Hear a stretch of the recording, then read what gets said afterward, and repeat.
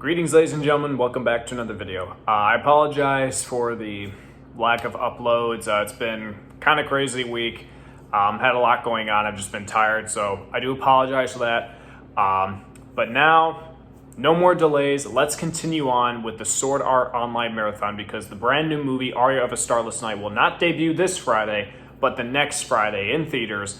And I'm super excited. I've got my ticket. I'm ready to see it. But I got to make sure I have this marathon all finished up. And even though I'm going to be working the next couple days, I'm going to try and make sure that after I get home from work and I have some time, I continue on with the marathon. I mean, I've still got time, but I just really want to make sure that I'm all good and ready for when the movie comes out. So that way the marathon is behind me and I can end it with the brand new movie. So let's continue where we left off with the next story arc in the series, which is called Mother's Rosario. And this story arc is very different from what we've seen in the past. It definitely a shift of tone. Obviously, I'm not going to go too big into spoilers, but I will give you guys a general gist of what you can expect in the story arc. This arc is all about Asuna and the relationship with her mother, and a brand new character that's really going to have an impact on her life and the show itself, and that is the character of Yuki. And Yuki, I can't really say much because the whole part of the story arc, it's a big spoiler with her, but she is a brand new character that the main cast meets and really starts to form a bond with Asuna, almost like a big sister, little sister type of relationship. And we learn a lot about this new character, and we also learn what the relationship is going on between Asuna and her mother. And this arc really caught me by surprise. It is slow. This is a little bit of a slow one. There's really not much in terms of action because this arc is all about character development. And I will say, even though the action is kind of put to the side, the character development is really good. It's paced very well, and the ending is just it's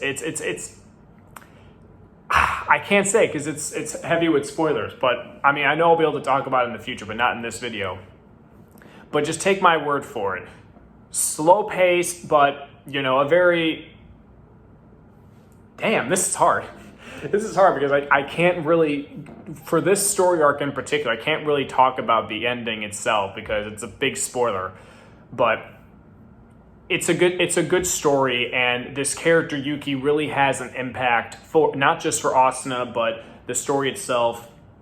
She's still continuing to this day to be an influence for Asuna, and to kind of have that bond of friendship between the two characters this isn't the last time we're going to see that. We're actually going to be seeing something like that when we get to the Alicization arc with Kirito and another character.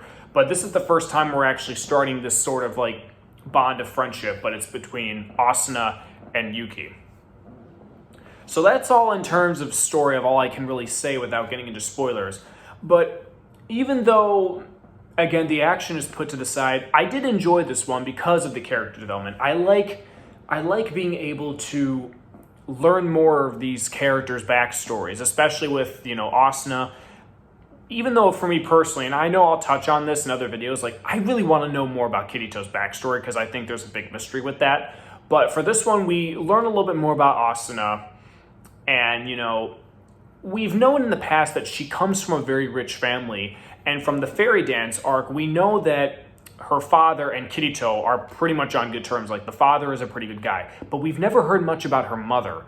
And in this story, hence the title Mother's Rosario, she's very different from what you'd expect after meeting her father, where it's kind of like the roles are kind of reversed, where the mother is usually the one that's, okay with everything going on in the daughter's life, whereas the father might be the one that's like, you shouldn't do that, or that guy's not good enough for you.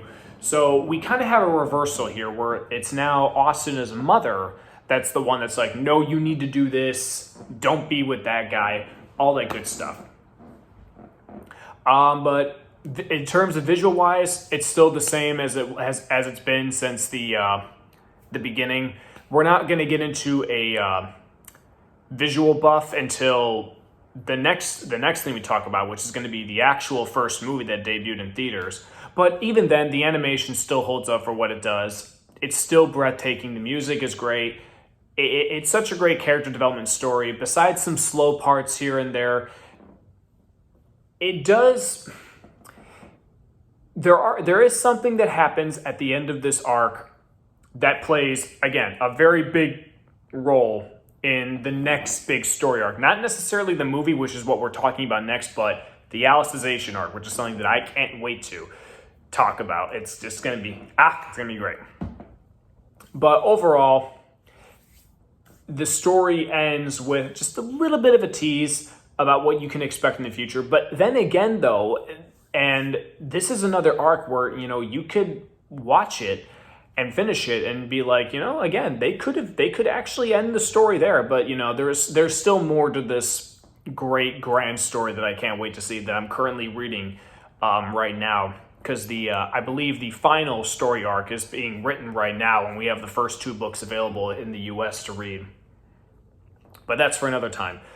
So what am I gonna review this one? I'm gonna give Mother's Rosario a B+. The character development is really what drives it, but it would have been nice to see a little bit more of some action and adventure going on. But I can't deny the fact that the character development and the story itself of what they're trying to tell it's a really good story. I think fans themselves will like the story a lot.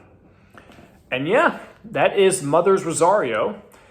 And now the next time that we meet up in the Sword Art Online Marathon, we're actually going to be talking about the very first movie that actually debuted in theaters. Yes, the Aria of a Starless Night is actually the second movie to premiere in theaters. The first one is called Sword Art Online Ordinal Scale, a movie that I absolutely love. I can't wait to talk about that, but that's for next time. And I'll see you guys next time.